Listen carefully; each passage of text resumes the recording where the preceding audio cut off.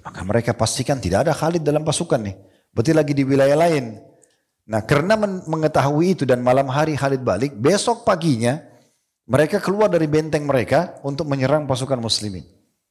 Waktu mereka mendekat di baraknya di pasukan muslimin, mereka kaget. Ternyata Khalid tiba-tiba keluar gitu kan, di depan mereka. Begitu melihat saja dalam buku-buku saya dikatakan mereka lari semua. Tidak jadi melawan. Dia bilang sesungguhnya yang membuat, Khalid balas suratnya. Sesungguhnya membuat kami keluar dari negeri kami bukan seperti apa yang kau sebutkan. Bukan karena kami lapar atau lelah. Tapi kami keluar karena kami adalah peminum darah. Tanda kutip di sini.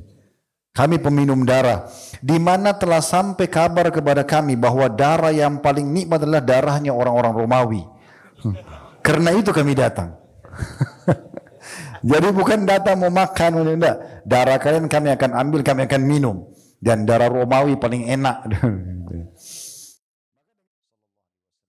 Dan setelah itu Nabi SAW mendoakan Khalid secara khusus. Mengatakan Allahumma kfir li Khalid bin Walid kullama awda'a fihi min saddin an sabilik. Ya Allah maafkanlah Khalid bin Walid dari atas apapun yang pernah diperbuatnya yang bisa menghadang apapun jalanmu. Atau apapun yang menuju ke jalanmu. Maka kata Khalid, demi Allah setelah saya masuk Islam, Allah lapangkan dada saya dan saya tidak pernah menemukan muamalah Nabi SAW ya, kepada saya kecuali dibedakan dengan yang lainnya. Maksudnya Nabi SAW muliakan, Nabi SAW hormati. Karena Nabi tahu potensinya orang ini luar biasa gitu. Waktu baru masuk Islam, beberapa hari saja masuk Islam, ada satu kejadian. Di tahun 8 Hijriah, yaitu orang-orang Arab yang dipimpin oleh Syurahbil, salah satu orang Arab yang beragama Nasrani, dia menolak risalah Nabi SAW. Jadi Nabi SAW sempat mengirim surat ke raja-raja dan para pemimpin kaum untuk mengajak mereka Islam. Maka Syurahbil ini menolak, tidak mau masuk Islam. Dan dia dia bekerja sama dengan Heraklius, Raja Romawi, untuk memerangi kaum muslimin. Dan dia punya pasukan banyak, 100.000 orang.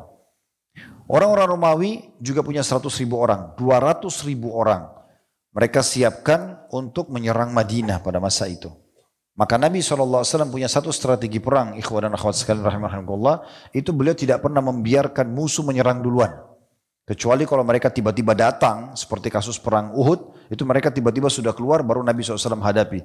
Tapi kalau beliau mendengar ada satu suku, satu bangsa mau menyerang Madinah, maka beliau tidak akan tinggal diam, beliau akan menyerang duluan. Maka beliau mengumpulkan pasukan terdiri dari 3.000 orang, menuju ke wilayah Mu'ta. Ini wilayah di Jordania. Maka keluarlah 3.000 orang ini, dan Nabi SAW wasiatkan, pada saat itu pemimpin kalian adalah Zaid bin Harithah. Ini anak angkat Nabi SAW. Kalau Zaid terbunuh, maka digantikan oleh Ja'far bin Abi Talib. Kalau Ja'far terbunuh, digantikan oleh Abdullah bin Rawaha. Dan ini peperangan pertama Khalid di sini ya. Dan Khalid tidak punya jabatan apa-apa.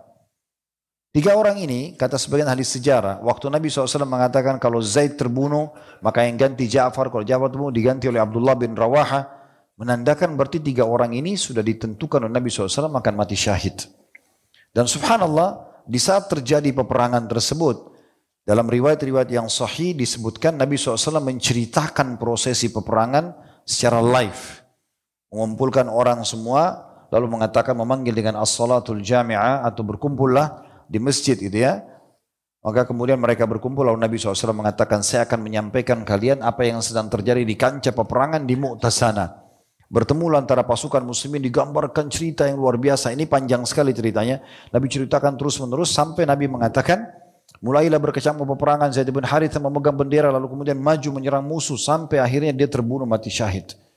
Lalu datanglah Ja'far bin Abi Talib mengambil bendera tersebut kemudian menyerang ke musuh. Terus saja dia menyerang sampai banyak sekali korban, kuda, orang-orang bergerimangan di jalan, di medan perang. Karena dia tidak bisa bergerak, maka dia turun dari kudanya, kemudian dia pun menebas kudanya, kemudian dia maju, terus menyerang sampai akhirnya terbunuh juga. Dan pada saat Ja'far terbunuh dan kedua tangannya terpotong, maka berdirilah Abdullah bin Rawaha, kemudian berusaha untuk memotivasi dirinya, lalu kemudian dia menyerang dan terbunuh mati syahid.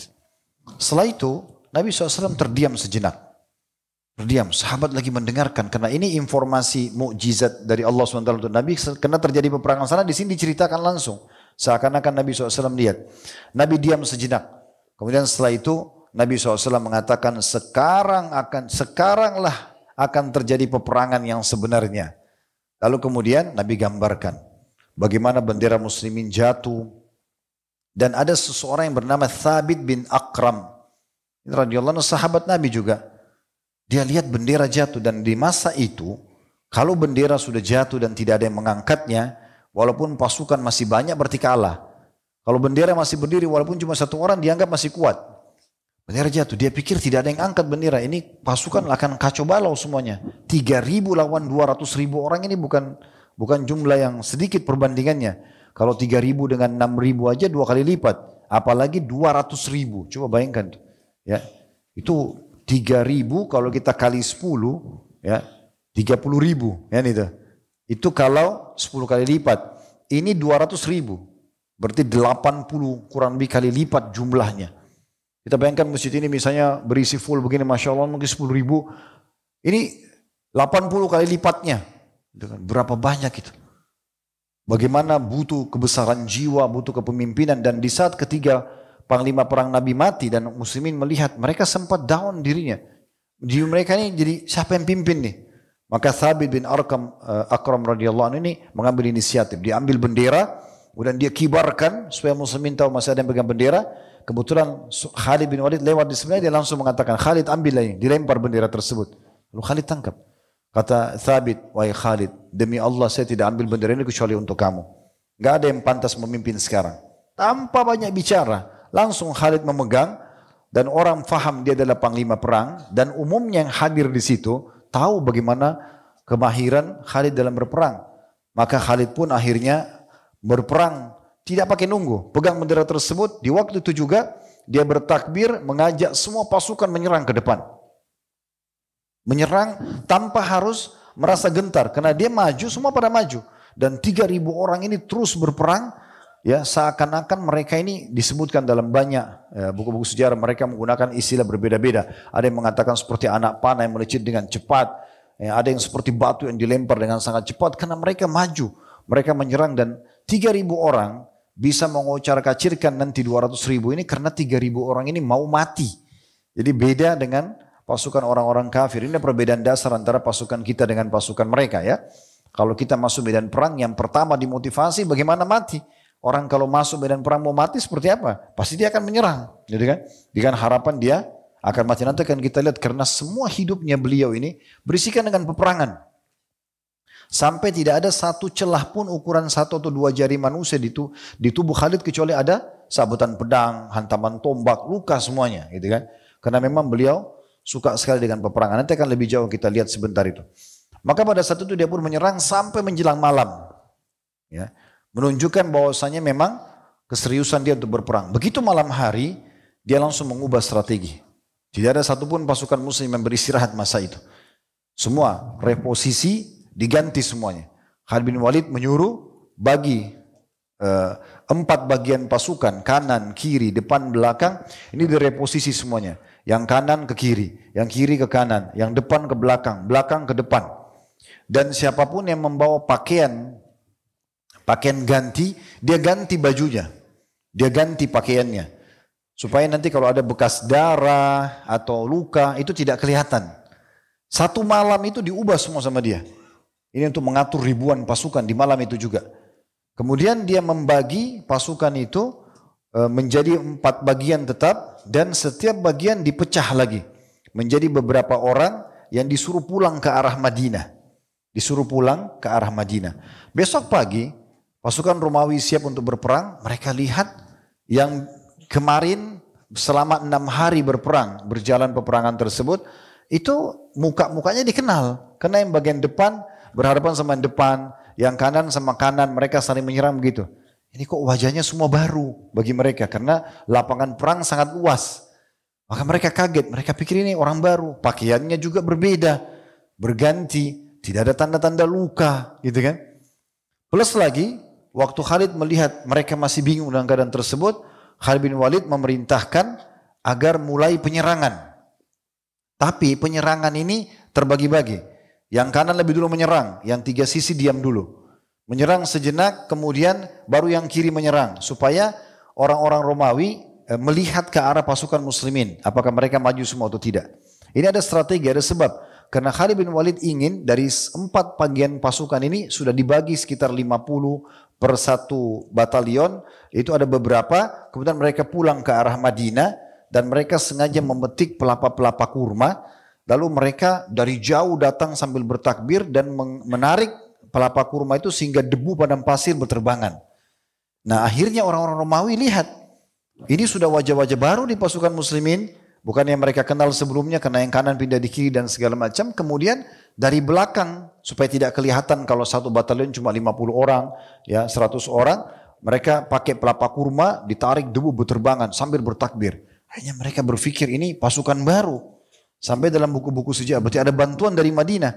Lalu mereka mengatakan, para ahli sejarah mengatakan, mereka mengatakan bila mana 3.000 orang saja tidak bisa kita kalahkan dalam 6 hari, bagaimana kalau sudah dapat bantuan? Dan ini subhanallah insting yang sangat kuat dari seorang panglima perang yang luar biasa gitu ya. Nah karena keadaan ini, Khalid bin Walid tidak menunda waktu, di saat itu dia lihat mereka lagi kebingungan, mereka lagi ketakutan, maka dia langsung menyerang ya. Dan penyerangan ini dengan statement yang jelas. Menujulah ke bau-bau surga yang sudah tercium. Jadi tidak ada lagi, jangan lagi berpikir pulang. Ya, salah satu hal yang luar biasa dari strategi perangnya Khalid kalau masuk medan perang, beliau berharap tidak keluar lagi. Udah mati aja pada saat itu. Jadi luar biasa, penyerangannya memang maksimal karena berharap mati terbunuh. Maka semua menyerang. Di sini dinukil oleh para ahli sejarah seperti disebutkan Al-Waqidi menyebutkan dalam kitab Al-Maghazi, peperangan-peperangan Nabi SAW, mereka dibuat sangat ketakutan pasukan Romawi pada saat itu karena reposisi tadi itu dan juga adanya beberapa batalion yang datang seakan-akan dari Madinah. Dan pada saat itu, lalu barisan mereka terbuka dan mereka terpukul mundur. Mereka menderita kekalahan dengan jumlah korban yang belum pernah dialami oleh bangsa manapun pada saat itu. Di dalam kitab At-Tabaqat, Ibnu Sa'ad mengatakan rahimahullah, kemudian Khalid mengambil panji, lalu menyerang orang-orang Romawi itu. Maka Allah mengalahkan mereka dengan kekalahan paling buruk yang pernah aku lihat. Hingga kaum muslimin dapat menebas pedang-pedang mereka sesuka hati mereka. Peperangan itu, ya karena luar biasanya, dahsyatnya pada saat itu, Khalid menukir statement mengatakan, dalam perang ini, terpatah ya pedang di tanganku itu 9 buah pedang ya dan tersisa lempengan pedang buatan Yaman saja. Jadi memang luar biasa, kita bisa bayangkan kalau pedang bisa patah itu seberapa kuat dia mengayunkannya dan seberapa banyak. Kalau cuma satu orang duel mungkin tidak akan patah pedangnya, tapi mungkin sudah 100 orang, 200 orang pedang yang semua tangkis-tangkisan dan saling menyerang, ini mungkin bisa membuat patah. Bisa sampai 9 bilah pedang yang patah, ini luar biasa.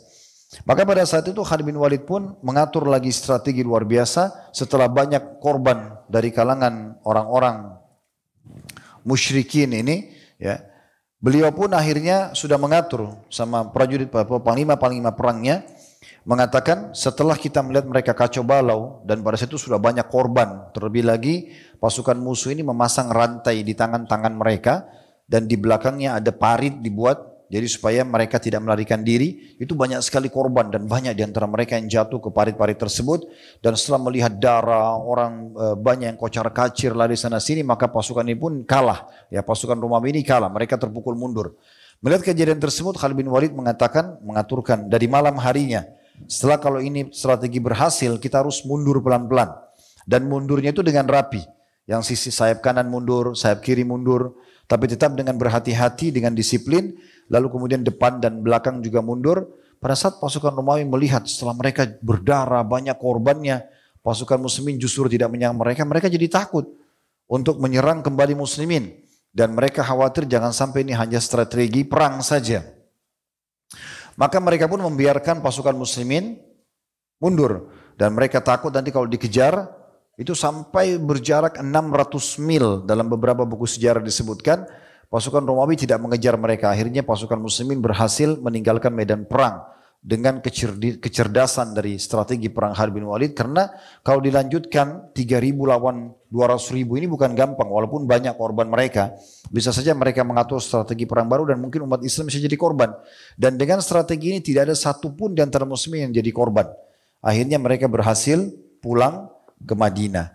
Namun informasi tentang mereka tinggalkan medan perang ini disampaikan oleh Nabi SAW. Dipeganglah oleh Khalid bin Walid panji, inilah peperangan yang sedang terjadi, dia menyerang, dia mengatur strategi perang dan seterusnya, sampai pada saat mereka sudah mengalami kemenangan atau hampir menang, Khalid bin Walid menarik pasukannya untuk meninggalkan medan perang. Yang ditangkap oleh seluruh penduduk Madinah, mereka firar minaz zahaf, lari dari kancah peperangan. Ini memang dosa besar ya, tidak boleh.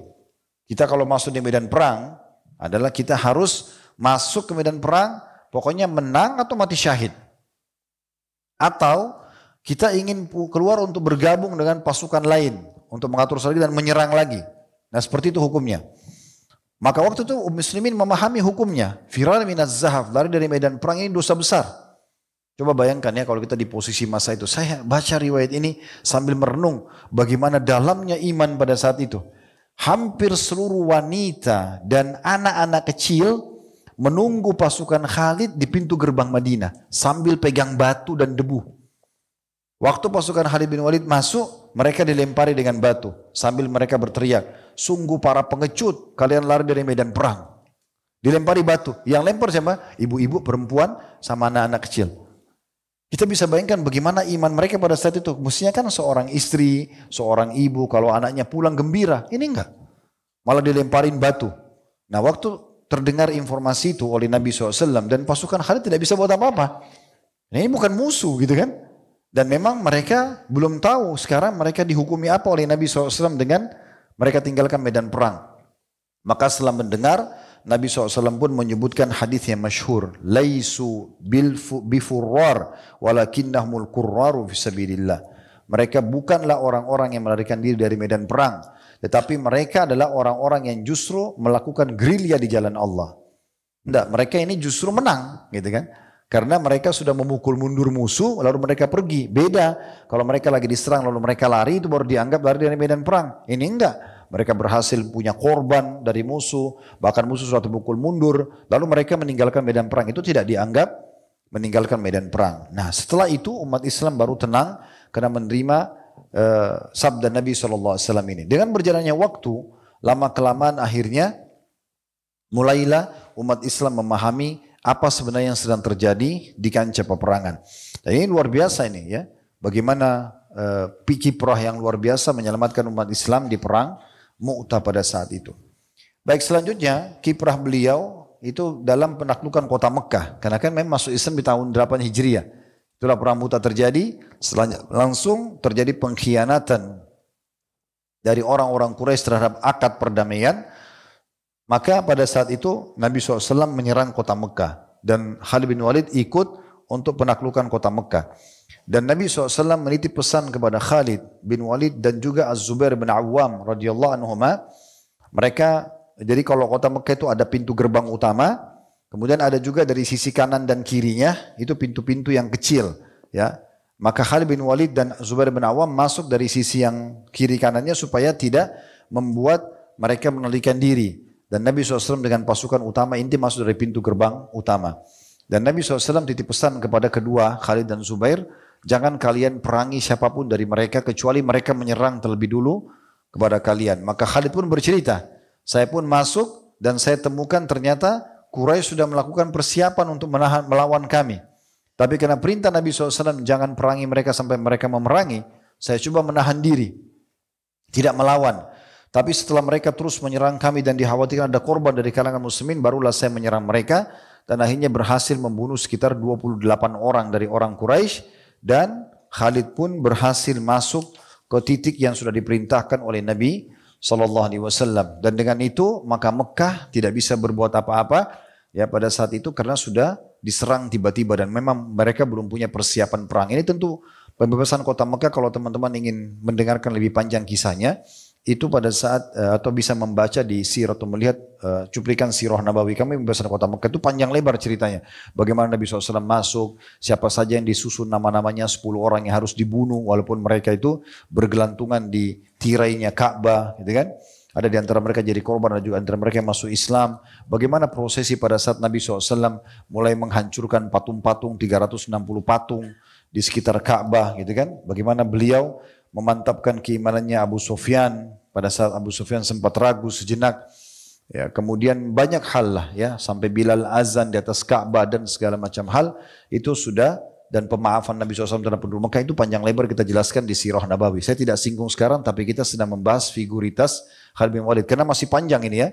Ini masih panjang sekali peperangan beliau. Dan seperti penulis ucapkan di buku ini, memang saya setuju dengan itu ya.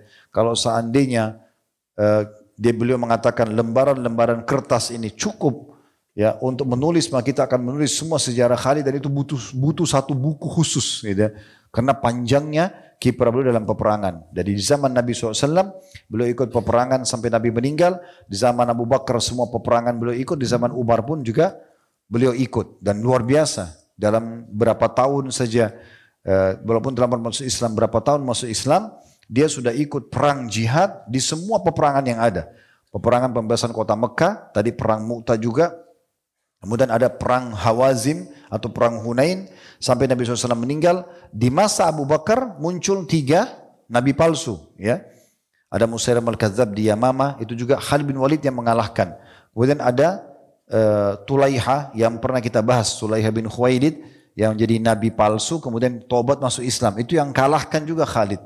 Kemudian Aswad al-Unsi juga dikalahkan oleh Khalid. Jadi perang memerangi orang-orang yang mengaku nabi palsu ini dengan pasukan yang sangat besar juga di tangan beliau. Nanti kan kita bacakan atau ceritakan tentang bagaimana beliau mengalahkan pasukan-pasukan ini. Kemudian setelah itu beliau juga mengekspansi Islam di pasukan Sa'ad bin Abi Waqqas ke negeri Persia. Seluruh wilayah Persia mayoritasnya sekitar 80% takluk dengan Khalid bin Walid. Dengan pasukan cuma 30.000 orang mengalahkan 250.000 orang. Setelah itu ternyata pasukan di Romawi juga masih lemah, umat Islam belum bisa menaklukkan di tangan Abu Ubaidah bin Jarrah. Abu Bakar mengatakan, saya akan menaklukkan mereka dengan Khalid. Disuruh tarik dari Persia, wilayah yang sangat jauh, ya di timur Jazirah Arab, itu kemudian pergi ke utara Jazirah Arab. Perjalanan butuh sekitar 2-3 minggu kalau orang jalan. Tapi Khalid bin Walid berhasil menempuh itu dalam 5 malam saja. Dengan pasukannya 1.000 orang pergi ke Romawi dan mengalahkan juga di sana 200 sampai 250.000 pasukan Romawi. Jadi dari timur, dari barat, dari utara Jazirah Arab semuanya dia ikut dalam peperangannya, gitu kan? Itu luar biasa. Jadi sampai banyak ahli sejarah mengatakan, saya tidak bisa membayangkan bagaimana Khalid bisa mengatur semua itu dalam hitungan hari dalam hidupnya, baru masuk Islam sampai beliau wafat dengan luar biasa punya kiprah dalam peperangan-peperangan, dan lebih unik lagi tidak pernah kalah dalam peperangan. Itu luar biasa. Kemudian selanjutnya setelah pembebasan kota Mekah, Nabi SAW mengutus Khalid bin Walid untuk membunuh Uzzah. Uzzah ini nama salah satu patung sebenarnya, dinamakan Uzzah. Namun setiap patung itu punya penyihir yang menjaganya atau penjaga patung itu. Maka Nabi SAW memerintahkan agar Khalid menuju ke kota Taif. Dan Khalid ini kebetulan memang dulu sebelum masuk Islam sangat memuliakan Uzzah ini. Makanya waktu Nabi SAW tunjuk dia gembira sekali untuk menghancurkan patung itu dan membunuh penyihir yang menjaga patung itu. Maka begitu dia menuju ke Taif, dia mengatakan, ya Uzzah, gufranaka la subhanak, inni ra'aitullaha qad ahanak. Wahai Uzzah, aku kufur kepadamu. Ya, dan juga tidak akan mensucikanmu. Sesungguhnya aku melihat Allah telah menghinakanmu. Maka dia pun menuju ke sana, dan Nabi SAW dipesan, nanti kau akan ketemu di sana, di patung Uzzah itu seorang wanita, disebutkan ciri-cirinya, ya, yaitu wanita tersebut sangat hitam kulitnya, berambut panjang, berdada besar dan bertubuh pendek. Dan wanita itu harus kamu bunuh. Kalau kamu bunuh selesai ceritanya Uzzah ini. Baru hancurkan patungnya. Selama dia masih hidup maka keyakinan tentang Uzzah masih ada. Maka pada saat mereka lihat Khalid bin Walid datang ke Taif, dan Taif waktu itu sudah takluk. Karena setelah suku Hawazim dikalahkan.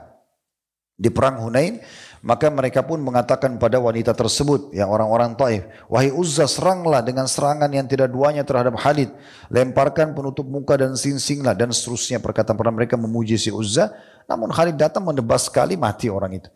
Setelah mati kata Khalid, mulai hari ini tidak ada Uzzah kalian. Lalu beliau hancurkan patung tersebut. Namun ini tentu setelah kejadian perang Hunain, ya, pembahasan kota Makkah dulu ada perang Hunain. Nah di perang Hunain ini juga beliau terlibat dalam peperangan tersebut. Baru kemudian beliau pergi menghancurkan patung Uzza tadi. Di perang Hunain terkumpul setelah pembebasan kota Mekah sekitar 12.000 pasukan muslimin. Yang masuk ke Mekah 10.000 bersama Nabi SAW. Ada 2.000 bergabung, 1.000 dari suku Aslam, 1.000 lagi dari orang-orang yang mu'allaf baru masuk Islam. Mereka bergabung. Nabi SAW memerintahkan Khalid bin Walid untuk jadi panglima, memimpin suku Aslam, 1.000 orang. Hunain ini teman-teman sebuah lembah. Kalau antum pas lagi di Mekah, antum searching, atau mungkin sekarang bisa di-searching, lihat lembah Hunain, sekitar 30 km dari kota Mekah. Di sana ada satu mikot, tempat niat namanya Ji'rana. Biasa orang kalau mau niat umroh situ, karena Nabi SAW pernah niat umroh dari situ. Itu lembah sangat terjal, ke bawah sekali turunnya. Ya, jadi memang untuk turun tuh harus hati-hati, satu orang per orang, apalagi kalau pasukan gitu. Nah waktu itu suku Hawazim sudah mengatur strategi, mereka menunggu, mereka buat lubang di padang pasir dan mereka menunggu umat Islam turun baru mereka menyerang tiba-tiba. Nah itu pertama disebutkan riwayat bagaimana Khalid terluka. Karena dia memimpin suku Aslam dan dia turun, dia tidak tahu apa yang akan terjadi, kemudian diserang oleh suku Aslam tersebut. Dan sempat beliau luka, dalam beberapa athar disebutkan beliau pun sempat ya pingsan pada saat itu. Lalu Nabi SAW menemuinya, lalu Nabi SAW mendoakan dan akhirnya sembuh pada saat itu. Di perang Hunain. Tapi muslimin memenangkan peperangan di masa itu. Sampai akhirnya takluklah suku Hawazim dan itulah harta rampasan paling banyak dikumpul oleh kaum muslimin. Dan setelah itu kota Taif pun tunduk masuk Islam.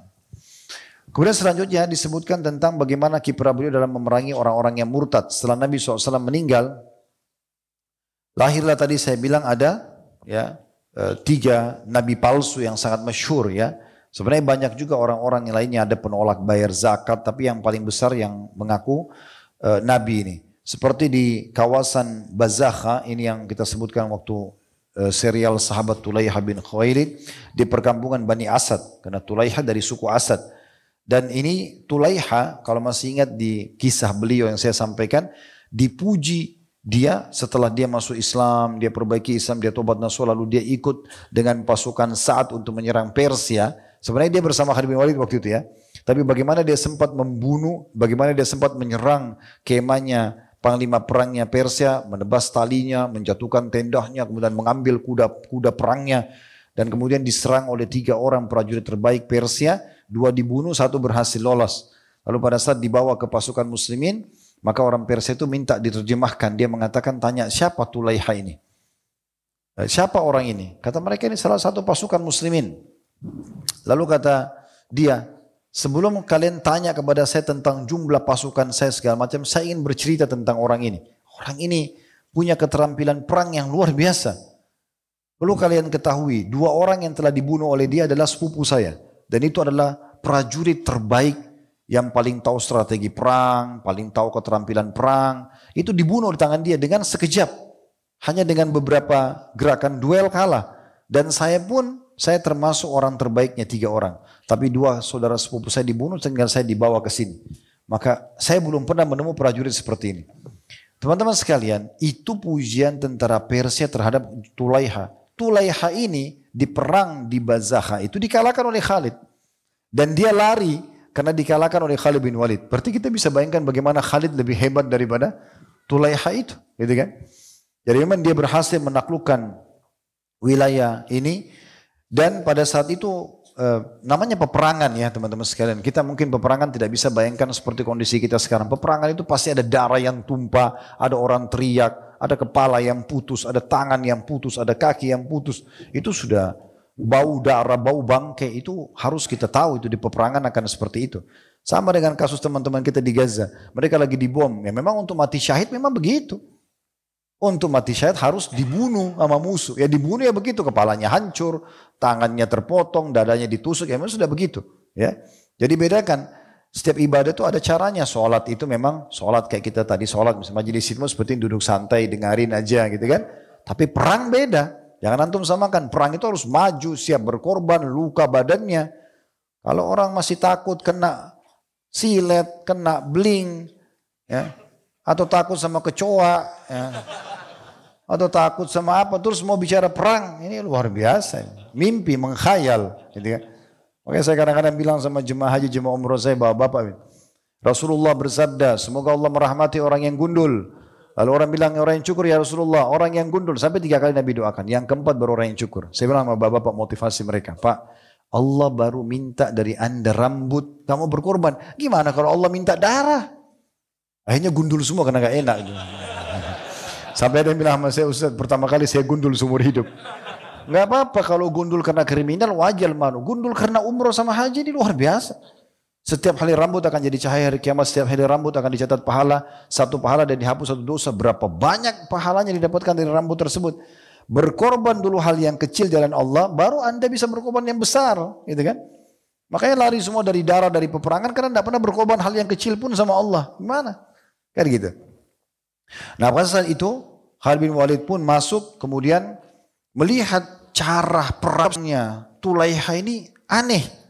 Setiap dia tangkap satu pasukan umat Islam ditawan, itu pasti dimutilasi, dibakar, dilempar dari benteng mereka supaya umat Islam ketakutan.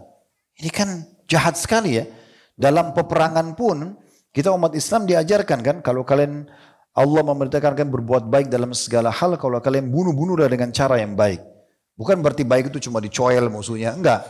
Tapi mati, ditusuk misalnya. Tapi enggak ada mutilasi seperti itu. Enggak boleh potong matanya, cungkil matanya, potong hidungnya, enggak ada dalam Islam. Dan tidak boleh membakar.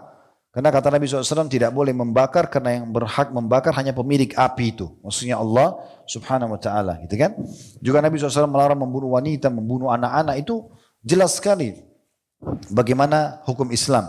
Tapi Khalid lihat, ini mereka ini betul-betul biadab sekali. Maka Khalid bin Walid menyerang mereka sampai menaklukkan bentengnya Tulaiha. Dan setelah itu mereka minta perdamaian. Kata Khalid, tidak ada pemaafan sampai kalian memberikan kepadaku siapapun yang telah memutilasi umat Islam. Dan yang melempar mereka dari atas, yang membakar mereka. Maka diserahkan, baru Khalid bunuh mereka di depan pasukannya gitu kan. Dan dihukum mati orang-orang seperti ini. Bahkan Khalid bin Walid menyuruh untuk melempar mereka juga dari benteng-benteng mereka. Maka takluklah pada saat itu Bazakha dan kisah Tulaiha. Dia sempat melarikan diri dan dia mengatakan kepada sukunya sambil membawa istrinya di atas tunggangan kudanya, siapa yang bisa melakukan seperti ini, lakukanlah. Maka redahlah permasalahan itu. Kemudian peperangan yang selanjutnya juga adalah kawasan Yamamah. Ini Musailam al-Kadzab dari suku Bani Hanif. Ini pernah waktu suku Hanifah datang mau masuk Islam, pimpinan mereka si Musailam ini ada ikut, tapi dia tidak mau syahadat. Waktu ditanyakan oleh teman-temannya, kenapa kau tidak syahadat, kau sudah ikut ke Madinah? Dia bilang, kalau Muhammad memberikan kedudukan setelahnya nanti, maksudnya setelah dia jadi nabi, dia mati saya yang gantikan, maka saya masuk Islam. Nabi SAW dengar, Nabi keluar ke masjid lalu mengatakan kepada Musailamah, demi Allah tidak akan mungkin aku memberikan ini pun dari kamu. Karena Allah memberikan kerajaan kepada siapa yang dia inginkan. Dan saya melihat satu keburukan dari dirimu. Ya, memang dia jadi nabi palsu kan gitu. Nah ini fitnahnya lebih besar daripada Tulaiha karena pasukannya lebih banyak. Ya, lebih banyak. Intinya sebenarnya dia coba untuk memerangi kaum muslimin dan pasukannya mencapai angka 40.000 orang. Ya. Serta pasukan muslim itu sekitar 13.000 saja. Namun karena kepemimpinan Khalid yang luar biasa, akhirnya Khalid berhasil membunuh Musailam al-Kadzab dan berhasil memenangkan peperangan dan akhirnya menyelesaikan juga peperangan di masa itu. Cukup banyak korban korban di antara mereka. Jadi ada kurang lebih 1.000 dari sahabat yang mati syahid, namun dari pasukan Musailamah itu ada 70.000. Dari 100.000 itu, dari 40.000 itu ada 7.000 yang mati dari 40.000 tadi. Kemudian setelah melihat bagaimana kiprahnya Khalid bin Walid yang luar biasa, menumpas ini, lalu kemudian disuruh lagi untuk menyelesaikan kasusnya Al-Aswad al-Unsi, ini nabi yang ketiga tapi ini tidak punya perlawanan banyak, dan akhirnya dimenangkan juga oleh Khalid bin Walid. Lalu setelah itu Abu Bakar berazam untuk tidak akan pernah lagi mencopot kepemimpinan Khalid, tidak mau menggantikannya karena orang ini berhasil berperangan bersama Nabi SAW, berhasil di perangan Abu Bakar juga meredamkan fitnah nabi-nabi palsu ini. Dan dia mengatakan, ma kuntu li ashima saifan sallallahu alal kafirin. Saya tidak akan pernah menganggurkan pedang yang telah Allah hunus kepada orang-orang kafir. Karena kan Nabi SAW mengatakan setelah Khalid bin Walid berhasil menarik mundur pasukan muslimin dari Mu'tah, maka beliau mengucapkan tadi apa yang saya bahasakan di awal, ni'ma abdillah, dia adalah sebaik-baik hamba Allah secara keimanan, secara ilmu, secara ketulusan dan keyakinan, dan juga akhul ashirah, dan dia sebaik-baik sahabat, ya. Saifun min suyufillah, pedang dari pedang-pedang Allah yang terhunus, ya. Sallallahu alal kuffari wal munafikin. Allah henuskan untuk orang-orang kafir dan orang munafik. Maka kata Abu Bakar, saya tidak akan pernah menganggurkan pedang Allah yang sudah terhunus. Semenjak itu Abu Bakar selalu menjadikan dia panglima perang. Bermulalah Abu Bakar ingin mengekspansi Islam ke Persia. Maka pada saat itu pergilah, ya, Khalid bin Walid menuju ke Persia, dan itu terjadi kurang lebih tahun 633 atau 200, ya, tanggal tahun 12 Hijriah. Ya, tahun 12 Hijriah, karena Abu Bakar meninggal di tahun 13 Hijriah. Waktu itu mulai ada penyerangan ke wilayah sana. Maka Abu Bakar menyuruh Khalid bin Walid untuk memimpin pasukan. Pergilah ke sana. Kemudian di sana pasukan Persia sudah bersiap siaga kurang lebih 200.000 orang. Dan Khalid bin Walid membawa pasukan pada saat itu jumlahnya kurang lebih 12 ribuan. Ya, jadi jumlahnya sangat sedikit dibandingkan dengan pasukan orang-orang kafir. Dan pada saat itu panglima perang Persia namanya Hurmuz. Ya, itu terkenal badannya sangat kekar, strategi perangnya luar biasa. Dan orang-orang Persia ini kalau membunuh musuhnya di medan perang itu kejam-kejam. Ya, misalnya dibiarkan dia dalam kondisi ditawan, kemudian tulang rusuknya, tulang punggungnya ditarik keluar. Begitu-gitu yang serem-serem, ya.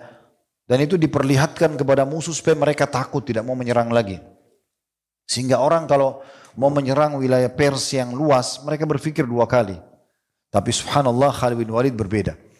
Awal sekali yang beliau lakukan pada saat diutus ke Persia, belum pernah ke Persia sama sekali. Persia itu luas sekali wilayahnya, Irak, Iran, Rusia, Afghanistan, untuk masuk wilayah-wilayah Persia dulu. Maka pertama sekali dia memiliki peta wilayah itu, kemudian dia melihat wilayah-wilayah yang terbesar dan terkuat. Kalau kita mau lihat 80% dari wilayah Persia yang takluk di tangan Khalid bin Walid, ini kisahnya panjang sekali. Saya juga melihat menelusuri buku yang sedang kita bedah ini, memang penulis hanya mengangkat beberapa saja yang paling berpengaruh, ya, dari peperangan tersebut, karena hampir kota-kota ini banyak sekali yang diserang oleh Khalid bin Walid dan takluk semua di tangannya. Maka yang paling pertama dia bertemu dengan pasukan Hurmuz. Ini panglima besarnya, ya, tangan kanannya Raja Persia pada saat itu. Dan Hurmuz ini menganggap remeh pasukan muslimin. Menganggap kayak tidak punya kekuatan gitu, ya. Tapi Khalid bin Walid mengirim surat ke Hurmuz, bunyinya kurang lebih terjemahnya, amma ba'd, selanjutnya, masuk Islamlah, niscaya engkau akan selamat. Atau yakinlah kepada dirimu dan kaummu, dan setujuilah untuk membayar jizyah. Kalau kamu masuk Islam boleh, tapi bayar upeti. Bila tidak, maka janganlah ada yang engkau celah, jangan kau ada salahkan setelah itu selain dirimu sendiri. Sungguh aku datang membawa satu pasukan yang mencintai kematian sebagaimana kalian mencintai kehidupan. Ya, jadi perkataan yang sangat luar biasa dalam medan perang gitu, ya. Membaca surat tersebut, ya, ternyata Hurmuz marah sekali. Dia tersinggung karena dia pikir ini siapa? Khalid bin Walid tidak dikenal sama dia. Selama ini perang selalu saja dia menang dan dia sangat sangar gitu kalau membunuh musuh-musuhnya. Ya, mirip kalau kita misalnya antum ahli main bulu tangkis, juara mungkin, terus ada orang tiba-tiba tantang antum, ya, dan akan mengalahkan, padahal antum misalnya sudah juara dunia. Kan ini kan orang sudah menguasain dunia negeri Persia pada saat itu. Kan antum agak remeh, siapa orang ini gitu. Maka Hurmuz marah. Khalid bin Walid mengatur strategi perang karena jumlahnya mereka sangat banyak dan Khalid bin Walid tidak banyak, maka beliau mengatur. Ada 3 wilayah yang sangat masyhur di masa itu yang dikuasai sama Khalid. ada Kazimah namanya ya, disebutkan begitu, nama sebuah tempat. Dan juga ada wilayah yang lain namanya Hafir dan ada Ubullah. 3 kota ini yang paling besar di wilayah Persia. 3-tiganya ditaklukkan oleh Khalid bin Walid. Maka yang paling pertama Khalid ingin serang adalah Kazimah. Karena kalau takluk ini umumnya kota-kota besar lain bisa ditaklukkan. Nah, Hurmuz waktu dengar itu, dia pun segera datang ke Kazimah ini dengan tujuan untuk menggali parit di sana, menguasai tempat lokasi perang lebih dulu. Ya, kebetulan juga ada sungai Ufrat di situ ya, ada sungai Furat yang bisa dijadikan sebagai sumber minum pasukannya. Jadi ini sungai, di depannya pasukan Persia, lalu membiarkan musuh di depan mereka sehingga mereka kalau kehausan tidak bisa sampai ke air. Dan Khalid tahu ini, maka dia membagi pasukannya menjadi 3 bagian. Pasukannya dibagi. Ada pasukan yang menuju Kazimah ini, ada pasukan yang menuju Hafir, ada pasukan yang menuju ke wilayah Ubullah. Padahal sebenarnya jumlah mereka kecil, pasukan muslimin. Tapi ada tujuan Khalid ingin lakukan ini. Beliau sengaja memperlihatkan kepada pasukan Persia, mengelabui mereka kalau mereka sebenarnya terpencar dan akan membuka banyak wilayah di Persia. Tapi Hurmuz fokus mana pasukan yang ada Khalid bin Walid. Waktu dia dengar Khalid bin Walid sama pasukannya menuju ke wilayah Kazimah tadi, dia sengaja lebih dulu datang sana dan itu strateginya Khalid. Khalid sengaja perlambat pasukannya sehingga Hurmuz tiba duluan. Lalu mulailah dia menggali parit-parit. Mereka suka gali parit. Parit ini tujuannya bukan untuk menyiksa musuh ya, supaya pasukannya tidak lari pulang gitu. Dibuat parit, dalamnya taruh kayu-kayu yang runcing gitu. Itu kalau pasukannya melarikan diri pasti jatuh ke situ dan tidak bisa dia lari meloncati parit. Itu mereka taruh banyak sekali pasukan yang pakai rantai dan mereka bisa berperang dengan 1 tangan, ya pedang. Yang satunya diikat sama teman-teman yang lainnya. Seperti itulah kurang lebih gambarannya. Maka setelah dia lakukan itu, pasukannya gali parit dengan sudah capek mereka letih. Khalid bin Walid rupanya itu Kazimah dilewatin sama dia. Dia menuju ke Hafir tadi, ke kota yang lain. Waktu Hurmuz dengar itu, setelah Khalid biarkan dia gali parit, sudah capek pasukannya, dia menuju ke sana. Lalu Hurmuz marah, kok bisa dia ke sana? Nanti kota itu yang takluk, disuruh semua pasukannya 200.000 itu menuju ke sana. Gitu. 250.000 itu semua menuju ke sana. Tiba di sana, Khalid bin Walid sengaja, dia bilang sama pasukannya, Hurmuz bilang, kita harus tiba sebelum Khalid tiba. Pergi ke sana, Khalid sudah tahu, dibiarkan. Khalid biarkan pasukannya pelan-pelan jalan. Hurmuz kena tahu ini jalan dipakai oleh Khalid, dia tidak mau ketemu tengah jalan, dia ingin membenteng kota dia yang ini. Dia putar manuver dari jauh, tiba di situ. Sama Khalid dibiarkan, sengaja. Dia gali lagi parit, disusun strategi perang. Setelah selesai berhari-hari, Khalid bin Walid kembali ke Kazimah. Jadi nggak di situ perangnya. Maka dengan kondisi itu ratusan ribu pasukan ini kecapekan semuanya. Tapi Khalid sudah kembali ke Kazimah dan memang dia ingin perang di situ. Dia ingin perang, dia ingin kuasai kota ini yang pertama. Begitu Hurmuz dengar, Hurmuz tarik lagi pasukannya menuju ke Kazimah. Intinya ketemulah di situ untuk berperang. Maka pada saat itu teman-teman sekalian berkumpullah 2 pasukan. Khalid bin Walid mulai menyusun pasukannya, Hurmuz mulai mengatur pasukannya segala macam. Lalu pada saat itu pasukan muslimin memang bukan berada di dekat sungai. Sehingga mereka kehabisan air. Kalau kehabisan ini susah ambil air. Maka Khalid mengatakan, yakinlah Allah akan memberikan air ini kepada orang yang paling berhak. Dan kita beriman kepadanya. Dia bilang sama pasukannya. Tiba-tiba Hurmuz nantang Khalid berperang. Duel. Tanpa nunggu Khalid menantang, menerima tantangan itu. Bagus kalau duel. Panglimanya mati, habis ceritanya nih. Maka Khalid pun menerima. Cuma Hurmuz ini curang. Orangnya licik. Dia walaupun kuat secara fisik dalam macam, salah satu strategi kalau dia duel lawan pasukan, dia selalu siapkan beberapa prajurit pilihannya itu untuk menyerang orang yang sedang duel sama dia. Karena orang kalau duel itu pasti jauh dari pasukannya. Yang pasukan di belakang Persia, si Hurmuz maju ke tengah-tengah, pasukan di sana, Khalid bin Walid maju ke tengah-tengah. Jadi ini jauh dari pasukan inti. Tapi Hurmuz sudah atur, ada beberapa penunggang kuda, pasukan utama dia 5-6 orang itu untuk nyerang nanti Khalid tiba-tiba. Dia ingin curang gitu ya. Tapi subhanallah berbeda keadaannya. Khalid bin Walid maju, kemudian mulailah duel, saling tangkis segala macam. Lalu Hurmuz pada saat dia lihat dirinya kewalahan, dia memberikan isyarat supaya yang pasukannya itu maju. Majulah 5-6 orang itu tiba-tiba mau menyerang Khalid. Tapi Kebetulan dengan izin Allah SWT, Ka'ka' bin Amir radhiyallahu anhu, sahabat Nabi yang mulia ini juga, kalau nanti seperti seingat saya kita belum bahas beliau ini orang yang luar biasa juga, ahli perang gitu ya. Maka dia pun maju dan dia berhasil mengalahkan 5-6 orang itu sendirian gitu kan. Dia mengalahkan dan Khalid bin Walid tidak terganggu konsentrasi sampai dia mengalahkan Hurmus dan dia memenggal kepala Hurmus. Setelah dipenggal kepalanya, diangkat, diarahkan ke pasukan Persia, mereka ketakutan. Karena selama ini kalau Hurmus lagi latihan, tidak ada yang berani melawan dia. Sangat kuat, dia bisa mengalahkan 10 orang gulat, dia bisa menghancurkan batu dengan tangannya. Wow, sangat luar biasa kalau digambarkan tentang kekuatannya.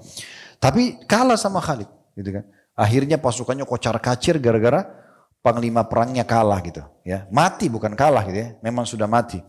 Masa itu berhasillah Khalid bin Walid mengalahkan mereka dan cukup banyak harta rampasan perang yang didapat pada masa itu. Disebutkan ada sampai membawa rantai-rantai yang mereka buat itu ya. Yang satu rantai itu beratnya sampai 407 kilo ya. Sebagai harta rampasan perang. Itu disebutkan dan pada saat itu dikatakan juga salah satu namanya Zatus Salasil perangnya. Yaitu perang rantai karena ada rantai-rantai yang banyak yang tujuannya untuk mengikat satu sama yang lain. Ya, prajurit-prajurit supaya tidak lari dari kancah peperangan. Dan karena kemenangan ini Abu Bakar akhirnya memberikan mahkotanya Hurmus itu sebagai ghanimahnya Khalid bin Walid. Tapi takluklah wilayah tersebut. Nah pada saat itu teman-teman sekalian, Khalid bin Walid kemudian melanjutkan ya, penyerangannya ke kota yang selanjutnya. Ya. Dan pada saat itu beliau memilih kota Ubullah. Kota Hafir nanti datang setelahnya gitu kan. Kota Ubullah memang lebih besar ya, dan ini juga kota yang sangat masyhur pada saat itu dengan kekuatannya. Namun orang-orang Ubullah sudah dengar kalau Khalid bin Walid yang membunuh Hurmuz dan tidak ada satupun panglima perang atau kesatria di Persia sekuat Hurmuz, nggak ada. Tapi Khalid kalau dalam buku-buku sejarah itu bahkan mengatakan sebagian ahli sejarah karena semangatnya mereka mengatakan Khalid menyembelih leher Hurmuz seperti menyembelih seekor kambing gitu kan. Karena memang dipotong sampai putus gitu kan. Dan memang untuk menunjukkan pada musuh kalau ini kekuatan umat Islam. Dan memang berbeda ya, saya bilang tadi ikhwan akhwat sekalian. Kita kalau bicara tentang peperangan, bedakan dengan keadaan kita sekarang. Medan perang sudah beda keadaannya ya. Termasuk nanti akan kita jelaskan ada satu poin yang tidak boleh di luar perang tapi di perang boleh. Itu adalah sombong di depan musuh. Ya. Makanya Abu Dujana radhiyallahu anhu pada saat menerima pedangnya Nabi SAW di perang Uhud. Dan Nabi mengatakan pedang ini hanya akan dikasih pada orang yang memberikan hak Allah dan Rasul. Dan dia mengatakan saya Rasulullah. Begitu dia pegang, dia ganti imamahnya menjadi imamah merah. Berarti menandakan dia siap mati. Lalu dia menunjukkan keterampilan perangnya di depan orang-orang Quraisy gitu kan. Lalu Nabi SAW menunjuk sambil mengatakan sungguh gerakan-gerakan seperti ini. Tunjukkan kesombongan. Ya, itu dibenci oleh Allah kecuali di tempat ini. Di tempat ini boleh. Nanti kita lihat bagaimana Khalid menjatuhkan jiwa para pemimpin pasukan-pasukan Persia itu dengan menjatuhkan mereka, dengan menghina mereka di medan perang. Sampai akhirnya betul berhasil membunuhnya.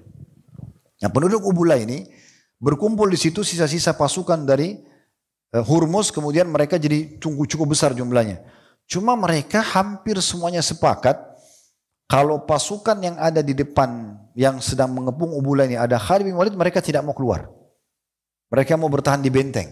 Tapi kalau pasukan umat Islam tidak ada Khalid bin Walid, mereka mau keluar. Maka ada satu tangan kanannya Khalid namanya Suwaid. Ya, dia mengatakan, wahai Khalid, tidak ada yang menghalangi masyarakat Ubullah untuk keluar melawan kita. Mereka di benteng, kalau di benteng susah. Gitu kan?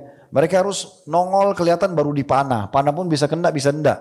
Baru dinding benteng mereka dilumurin dengan minyak. Ya, sehingga susah orang untuk naik. Mereka orang di atas benteng lebih cepat membunuh orang yang di bawah dengan panah, dengan tombak. Mereka juga menyiram cairan panas dan segala macam cara lah mereka gunakan pada saat itu. Maka Suwaid mengatakan, wahai Khalid, tidak ada yang menghalangi mereka keluar untuk kita lawan, kecuali mereka dengar kamu ada di sini, di pasukan ini. Kata Khalid, oke, kita atur strategi perang. Di siang hari saya akan keluar, membawa beberapa pasukan prajurit inti. Malam hari saya akan kembali. Rupanya Khalid keluar siang hari, di siang itu ada mata-mata orang-orang Persia dari Ubullah melihat. Tidak ada Khalid, cirinya ada disebutkan. Ya, bagaimana tinggi besar, badannya kekar, orangnya luar biasa memang. Kelihatan seseorang yang sangat kokoh gitu ya. Tidak ada pasukan Khalid. Dan memang biasanya mata-mata itu kalau dikirim ke satu pasukan, itu bisa berbahasa kaum itu. Ya, biasanya begitu. Misalnya kayak kita pasukan Indonesia lalu mau didekatin, biasanya mereka pakai bahasa kita. Mata-mata itu gitu kan. Ya seperti itu. Maka mereka pastikan tidak ada Khalid dalam pasukan nih. Berarti lagi di wilayah lain. Nah karena mengetahui itu dan malam hari Khalid balik, besok paginya mereka keluar dari benteng mereka untuk menyerang pasukan muslimin. Waktu mereka mendekat di baraknya di pasukan muslimin, mereka kaget. Ternyata Khalid tiba-tiba keluar gitu kan, di depan mereka. Begitu melihat saja dalam buku-buku saya dikatakan mereka lari semua. Tidak jadi melawan. Mereka lari, tapi Khalid sudah tahu ini akan terjadi. Khalid bin Walid sudah ngatur strategi di tempat batalionnya umat Islam ini. Mereka nyerang dan ada beberapa prajurit pasukan sudah ditaruh manuver dari belakang berdiri di depan pintu gerbang mereka. Sehingga mereka tidak bisa kembali. Dengan itu mereka habis sudah. Ya. Akhirnya dikalahkan oleh kaum muslimin. Dan itu salah satu strategi perang yang luar biasa. Sampai ahli sejarah mengatakan sungguh luar biasa. Ya, nama Khalid bin Walid kalau didengar aja oleh musuh sudah membuat mereka gak takut, mereka gentar gitu ya. Begitu juga peperangan selanjutnya, beliau masuk di perang namanya Mazar ya. Dan di situ ada 3 panglima perangnya. Persia juga terkenal dengan keberaniannya, ada Qarin bin Kirbaz, ada Anushjan ya, dan ada Kirbas. 3-3 ini dipilih oleh Anushinwan atau Shirawayh ya, raja Persia untuk mempertahankan wilayah tersebut. Namun subhanallah 3 orang ini mereka keluar ya untuk berperang, tapi mereka nggak mau kalah dengan Hurmuz, mereka mau duel gitu ya. Mereka juga mau duel, tapi keluar bertiga. Di saat itu luar biasa uniknya karena jumlah pasukan mereka 80.000 orang, itu menghadapi muslimin yang kurang lebih 18.000 saja. Dari pasukan muslimin pada saat mereka ajak duel, ya, yang paling kuat di antara mereka itu ada namanya Qarin bin Kirbaz, ya. Dia menantang duel muslimin. Tanpa menunggu Khalid bin Walid keluar. Namun pada saat itu karena Khalid sebagai panglima perang, dia cuma sekedar keluar dan prajuritnya tidak tahu kalau dia ingin duel melawan orang tersebut. Ada satu orang namanya Ma'qil bin Ash. Ya. Ini beliau lari dengan kudanya cepat menuju ke Qarin itu dan duel akhirnya dan berhasil membunuhnya. Kemudian orang kedua Anushjan juga dibunuh oleh Asim bin Amr. Kemudian Kirbaz juga dibunuh oleh Adi bin Hatim radhiyallahu anhu menjemain. Ini sahabat-sahabat Nabi yang mulia, gitu kan? Berhasil mengalahkan mereka dan dengan terbunuhnya ketiga orang ini maka kocar-kacir pasukannya dan dari 80.000 itu terbunuh 30.000. Dibunuh oleh umat Islam 18.000 membunuh 30.000. Karena yang dibunuh ini yang coba melawan kan gitu. Dalam hukum Islam kalau sudah mengalah minta ditawan. Tapi kalau dia tidak minta ditawan, dia masih coba menyerang lalu lari, menyerang lari ini berarti boleh dihukum bunuh gitu kan? Boleh diperangi seperti itulah. Akhirnya takluklah wilayah ini juga. Lalu Khalid bin Walid juga mulai menyerang wilayah-wilayah yang lain dan ini mendekati ibu kotanya Persia. Ada satu kota namanya Ulais ya. Dan Ulais ini nama sungai yang masyhur di sana. Dan ini termasuk gabungan antara pasukan Persia sama Arab, orang-orang Arab yang di bawah naungan Persia. Mereka memang bergabung dengan pasukan tersebut dan jumlah mereka banyak sekali. Karena pasukan Persia itu sekitar 75.000 orang di wilayah Ulais ini dan pasukan Arab Nasrani yang bergabung sama mereka itu 75.000 juga. Jadi total pasukan mereka sekitar 150.000 orang. Jumlah pasukan Khalid tetap saja 18.000, sama ya. Mereka menyiapkan pasukan. Nah, karena jumlahnya mencapai 150.000, orang-orang di wilayah ini menganggap remeh pasukan Khalid. 18.000, kecil sekali. Lalu mereka sengaja pesta makan sebelum berperang. Mereka siapkan makan yang sangat banyak, semua panglima perangnya, prajurit disiapin makan yang enak-enak. Tapi panglima perang mereka itu mengatakan kepada mereka, ini namanya Abul Aswad al-Ijli ya, atau al-Lijli, Ijli tepatnya. Ya, begitu dia panglima perang dari Arab ini mengatakan jangan kalian anggap remeh pasukan ini. Pasukan ini sudah mengalahkan Hurmuz, mengalahkan segala macam, tapi nggak ada yang mau dengar. Ya, dia kebetulan pimpinan orang Arab, tapi orang-orang Persia nggak mau dengar dia karena dia anggap siapa kamu gitu, mau kami dengar. Maka dia mengucapkan kata-kata yang masyhur, dia bilang hati-hati. Bisa saja justru kalian menyiapkan makan ini buat pasukannya Khalid. Baru dia ucapkan begitu, ternyata betul pasukan Khalid bin Walid sudah ada di depan mereka. Dalam kisah itu dikatakan, 18.000 sudah ada. Dan akhirnya menyerang mereka di tempat makan mereka itu. Akhirnya cukup banyak korban pada saat itu dan betul-betul makanan mereka dimakan oleh kaum muslimin. Ya. Jadi setelah menang, akhirnya muslimin memakan makanan tersebut. Ya. Dan di sini Khalid bin Walid pada saat sudah menyergap mereka, lalu Khalid bin Walid ingin menunjukkan kekuatan umat Islam. Jadi jangan sampai nanti mereka mengira, oh umat Islam menang hanya kena sergapan tiba-tiba. Maka dia panggil pimpinan-pimpinan mereka terutama dari bangsa Arab. Itu ada 3 orang yang sangat masyhur di masa itu.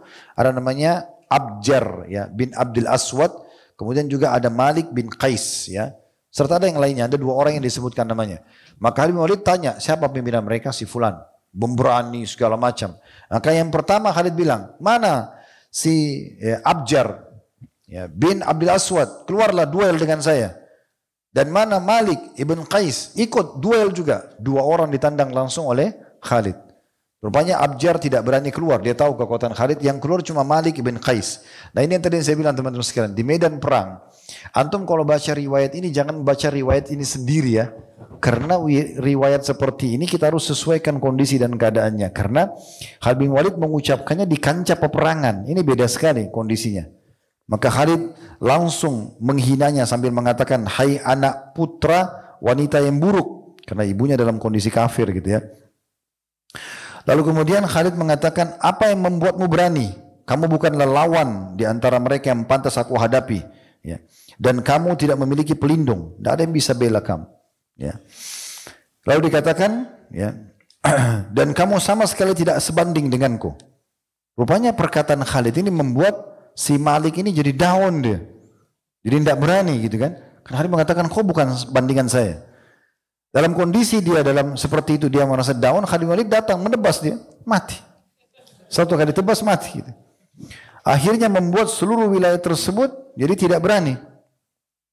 Tapi Khalid bin Walid menggambarkan wilayah Ulais ini mengatakan, sungguh wilayah-wilayah yang aku temui di Persia itu memiliki perlawanan, tapi aku tidak pernah menemukan perlawanan seperti wilayah Ulais. Maksudnya karena ada kolaborasi antara pasukan Arab sama pasukan Persia ya.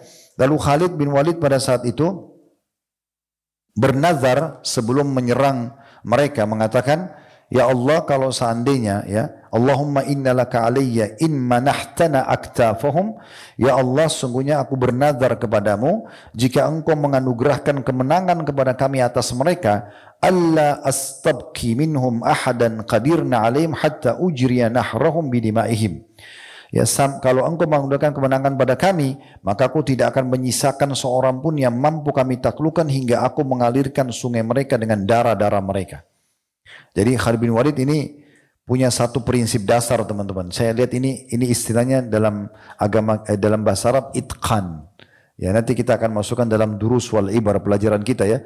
Bagaimana salah satu hal yang harus difahami oleh seorang muslim, dia harus itqan, profesional dalam mengerjakan sesuatu. Jadi kalau antum masuk ke satu bidang, kuasai, itu bagian daripada syariat agama. Khalid bin Walid ini masuk medan perang, betul-betul dia kuasai strategi perang dan betul-betul dia sedang berperang. Beda perang dengan kalau duduk berdamai, beda kalau duduk berteman, beda kalau partner bisnis, itu beda semua. Ini berperang, nggak ada main-main di perang ini. Ya udah tebas-tebas selesai. Ini mirip dengan sabda Nabi SAW kepada sahabat pada saat beliau tawarkan pedang, beliau mengatakan, ya engkau ambil pedang ini dan engkau hantam ke musuhmu sampai patah. Kalau di medan perang sudah tidak ada lagi main-main, gitu kan? Kecuali mereka sudah ditawan, itu berbeda muamalah dengan para tawanan, gitu kan? Atau mereka menyerah, itu beda. Tapi selama masih duel dan berperang, nggak ada main-main. Udah hantam, bunuh, selesai, gitu. Memang sudah seperti itu di medan perang. Karena kalau tidak, antum akan dibunuh, gitu kan? Seperti itu poinnya. Maka Khalid bin Walid pada saat itu mengatakan, kalau engkau mudahkan ya Allah, aku menaklukkan wilayah-wilayah ini, maka aku akan mengalirkan darah mereka di sungai mereka. Jadi biar air sungai berubah jadi darah. Setelah itu Khalid bin Walid pun menawan pasukan-pasukan Persia ini, lalu kemudian menggiring mereka, menyuruh tawan. Jangan ada yang dibunuh oleh pasukan, tawan. Digiring dekat sungai lalu dibunuhin dekat sungai. Sampai darahnya mengalir. Dengan cara juga Khalid bin Walid suruh pasukannya menurunkan batu-batu besar, supaya air sungai tertahan maksud saya. Tertahan Jadi ada nanti air sungai yang cuma sedikit, disitulah mereka dibunuh, dibantai gitu pada saat itu. Lalu kemudian datanglah sahabat Ka'ka dan beberapa sahabat Nabi yang radhiyallahu anhu ajma'in mengatakan, andai saja engkau membunuh seluruh penduduk bumi tidak akan bisa seperti ini. Sungai dikosongkan sebagian wilayahnya lalu mau dipenuhi darah mereka itu banyak sekali. Jadi untuk memenuhi nazarmu maka cukup biar air mengalir, bunuh mereka, darahnya mengalir di atas air. Maka Khalid bin Walid pun melakukan hal tersebut. Makanya dikenal wilayah itu dengan sungai darah. Dan pada saat itu terbunuh dari pasukan musuh kurang lebih 70.000 orang.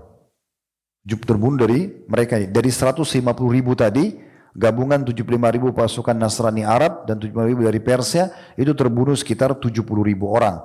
Dan dengan ini berhasillah Khalid bin Walid menaklukkan wilayah-wilayah besar di Persia. Dan dengan ini, maka Abu Bakar berkata tentang Khalid bin Walid, wahai orang-orang Quraisy, sungguh singa kalian telah menerkam singa-singa yang lainnya, lalu mengalahkannya untuk meraih daging yang empuk, terpotong-potong lagi banyak. Kaum wanita sudah tidak mampu lagi mencetak orang seperti Khalid. Jadi sudah tidak ada lagi perempuan yang bisa melahirkan seorang panglima seperti Khalid, yang tidak punya rasa takut, nyali takutnya sudah tidak ada. Ada poin penting teman-teman sekalian. Ada potensi keberanian dalam diri kita. Tapi potensi keberanian ini harus digunakan pada kebenaran. Sayangnya sebagian orang berani untuk jadi preman, ya untuk ganggu orang, mencuri, untuk mengganggu lawan jenis. Ini sayang sekali, potensinya bukan pada tempatnya. Dalam Islam potensi ini keberanian harus dipakai untuk membela agama Allah. Itu baru benar. Ya. Makanya Khalid bin Walid menggunakan itu pada tempatnya dan akhirnya berhasil. Dan dia menguasai bidang tersebut. Tidak setengah-setengah dalam mengerjakan sebuah perbuatan. Kenapa banyak di antara kita tidak berhasil dalam menyelesaikan satu misinya? Karena dia tidak kuasai dan dia tidak serius, tidak fokus, tidak profesional dalam masalah itu. Coba dia fokus, maka dia akan sukses tentunya. Kemudian ada peperangan lain juga, ya. Itu ada satu kota namanya Amgisia namanya di wilayah Persia. Ini kurang lebih jaraknya 40 km dari Ulais. Juga pada saat itu berhasil ditaklukkan oleh Khalid bin Walid. Karena wilayah tersebut penuh dengan ketakutan terhadap Khalid. Namun mayoritasnya adalah orang-orang Arab Nasrani. Ya. Karena mereka sudah tidak tahu lagi harus buat apa. Ada satu kejadian unik nih. Ada satu pimpinan Arab Nasrani itu, ya, itu dia membawa racun.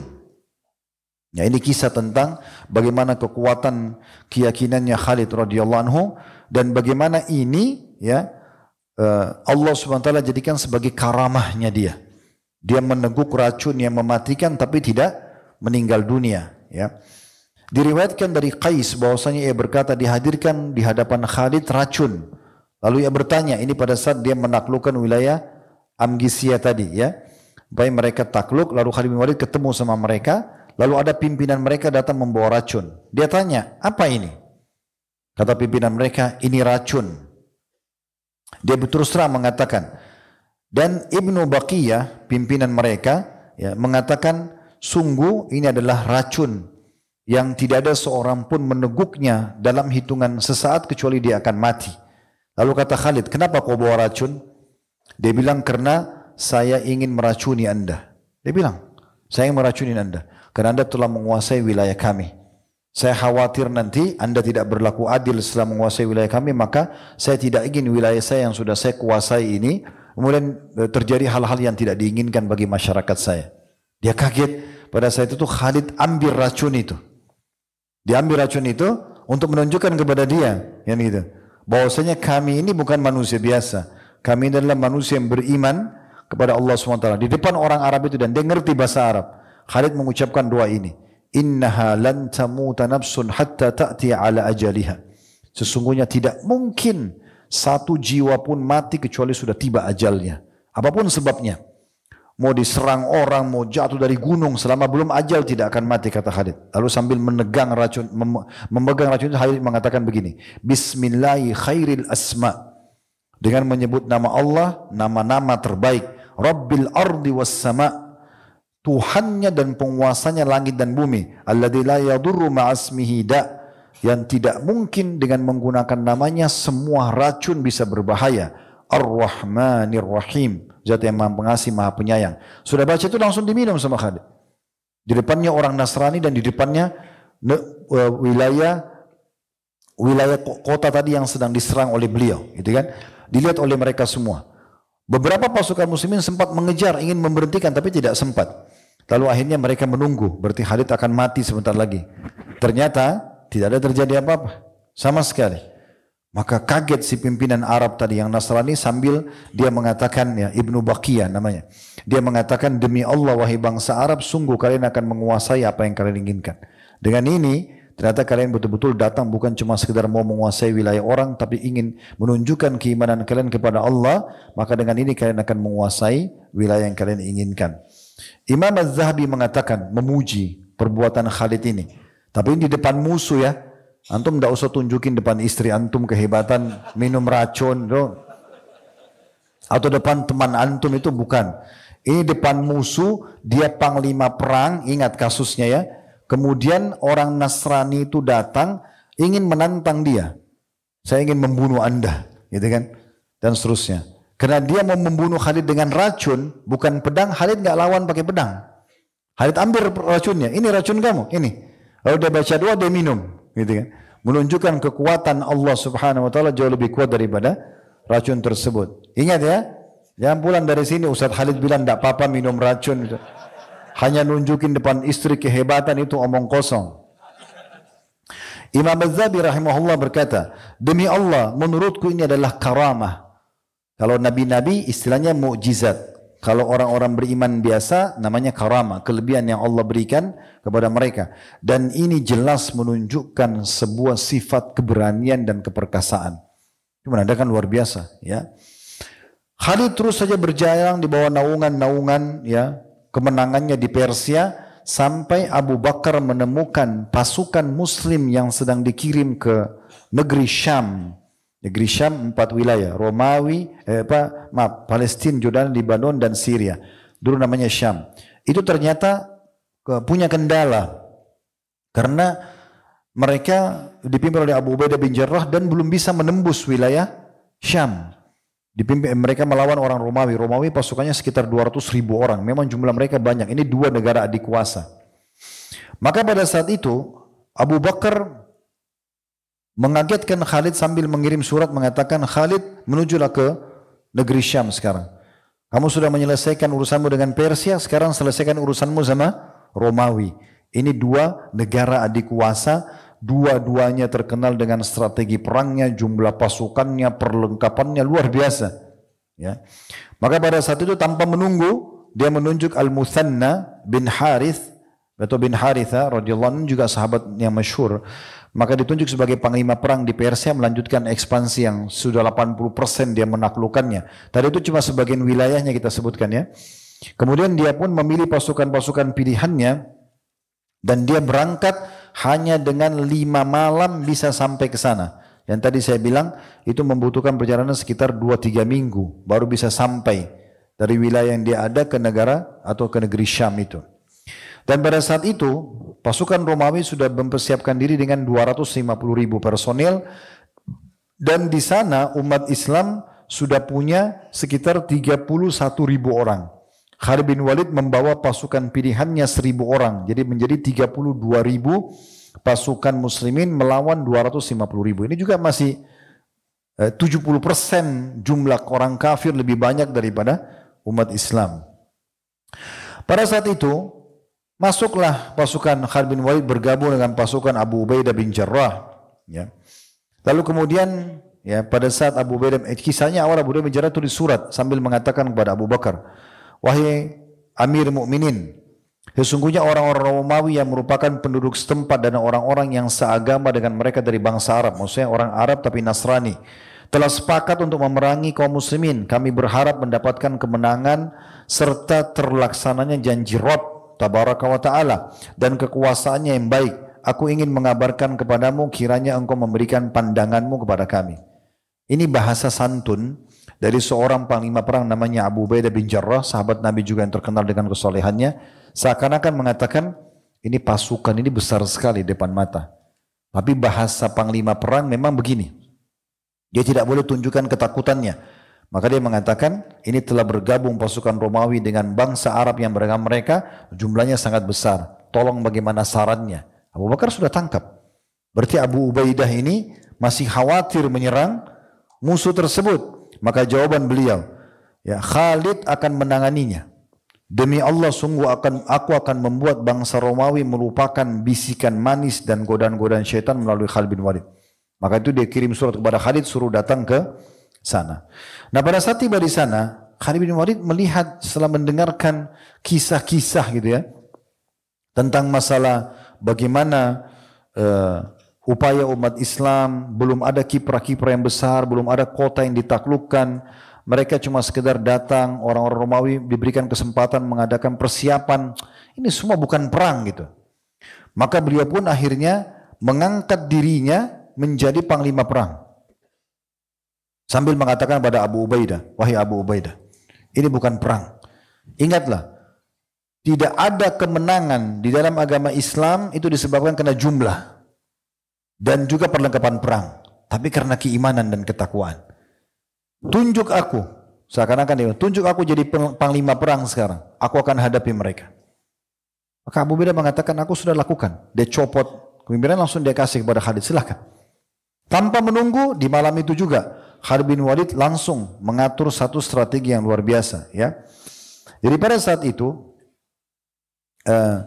pasukan Romawi yang cukup banyak tadi dipimpin oleh Bahan atau Mahan nama lainnya ya, panglima perangnya.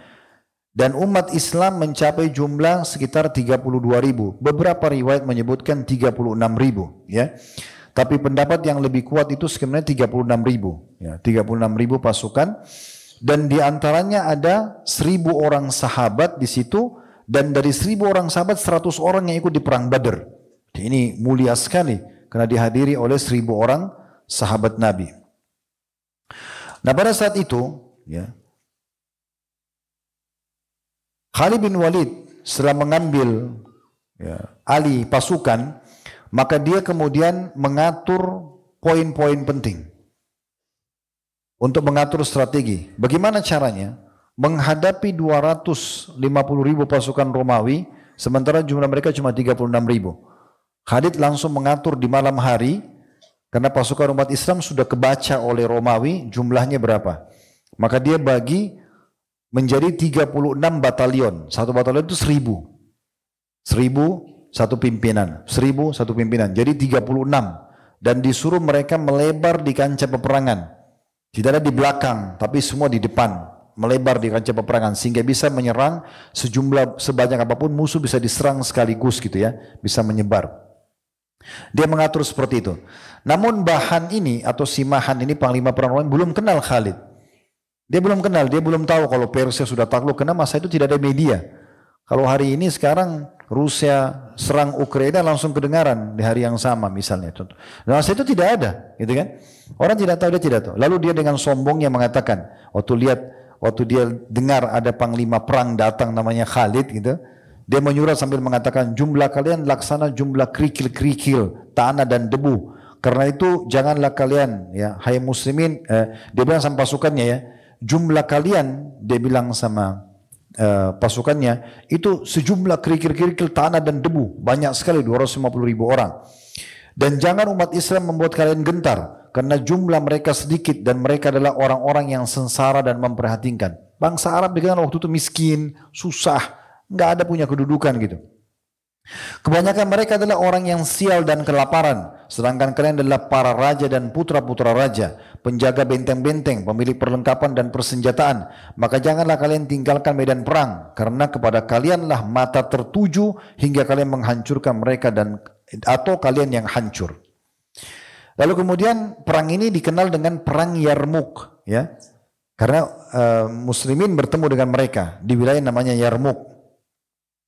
Maka pada saat itu mereka pun mengumpulkan ya banyak hadiah, seperti hadiah gitu. Lalu Bahan mengirim surat kepada Khalid bin Walid mengatakan, sungguhnya kami telah mengetahui bahwa yang menyebabkan kalian keluar dari negeri kalian bangsa Arab ya karena hanyalah rasa lelah dan lapar. Kemarilah hingga aku berikan kepada setiap orang di antara kalian 10 dinar, pakaian dan makanan. Lalu kalian pulang saja ke negeri kalian. Di tahun depan lagi kami akan kirimkan kebutuhan kalian. Jadi ini menghina umat Islam, menjatuhkan umat Islam. Coba dengar jawaban Khalid apa ya. Ingat, jangan difahami letter-let. Ini bahasa untuk menjatuhkan semangatnya musuh. Udah jelas belum ini? Ya. Apa yang dia bilang gini? Dia bilang sesungguhnya yang Khalid balas suratnya. Sesungguhnya membuat kami keluar dari negeri kami bukan seperti apa yang kau sebutkan. Bukan karena kami lapar atau lelah. Tapi kami keluar karena kami adalah peminum darah. Tanda kutip di sini. Kami peminum darah. Di mana telah sampai kabar kepada kami bahwa darah yang paling nikmat adalah darahnya orang-orang Romawi. Karena itu kami datang. Jadi bukan datang mau makan, enggak. Darah kalian kami akan ambil, kami akan minum. Dan darah Romawi paling enak.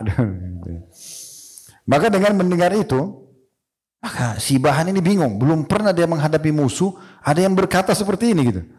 Lalu pasukannya, rupanya ada sebagian yang dengar, dari semenjak Nabi SAW mulai berkuasa di Madinah, mulai ada peperangan-peperangan, dan mereka ada yang dengar sebagian kejadian di Persia, tapi belum menyebar terlalu beritanya.